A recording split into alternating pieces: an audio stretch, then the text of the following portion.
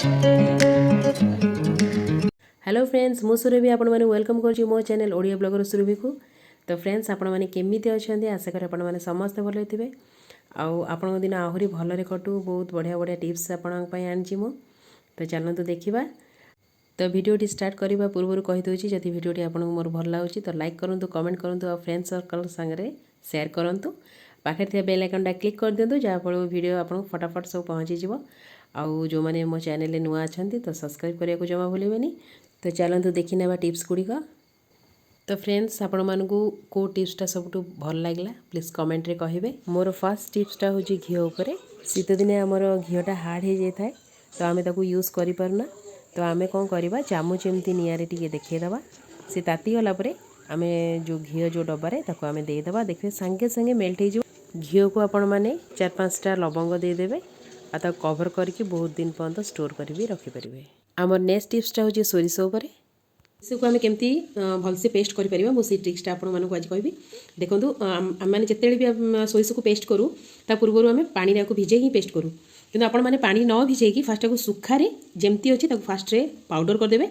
Powder कर सारापर आप जिते जो मसला जहाँ पकड़ा था पकईकि पानी टी देखिए तापर आप पेस्ट करूँ देखिए पूरा बहुत इजी पेस्ट हो। आपण मैंने इे रोषे कला बेलू आप पेस्ट भी माने रेडी हो। देखो आम पाउडर के रेडी होगा सोरिष पाउडर आपको स्टोर करके भी रखिपारे। आम नेक्स्ट टिप्सटा हूँ चा उपर। चार आमर कलर केमती हुए आम जिते चा पत्ती देले भी आमर देखो जमा भी कलर आसेनी। आम कौन कले आमर माने चा रे कलरटा आसब चलतु जाना।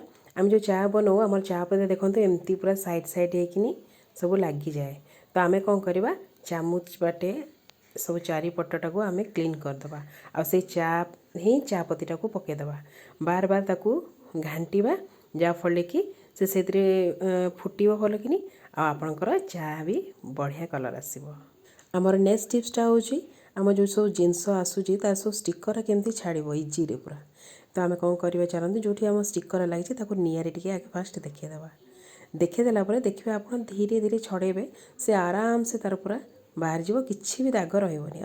जदि भी आ कौटी लगी जाइए आपण मैंने पुणी निआरे देखीदेवे आताको छड़ेदेवे। आम नेक्स्ट टिप्सटा हूँ साग उपर। साग को आम बेसी दिन रखिले आमर पची जाए सागरा। तो सागटा को बेसी दिन केमती स्टोर कर रखिपारे चलते देखा। तो आम कौन करवा से जो लास्ट आड़े आम जो चेरर अच्छी जी आम सब काटिक अलग करदे आ साग को आम अलग करदे ताकू जरी आराम से आपण मैंने बाछी बुछाकी बहुत दिन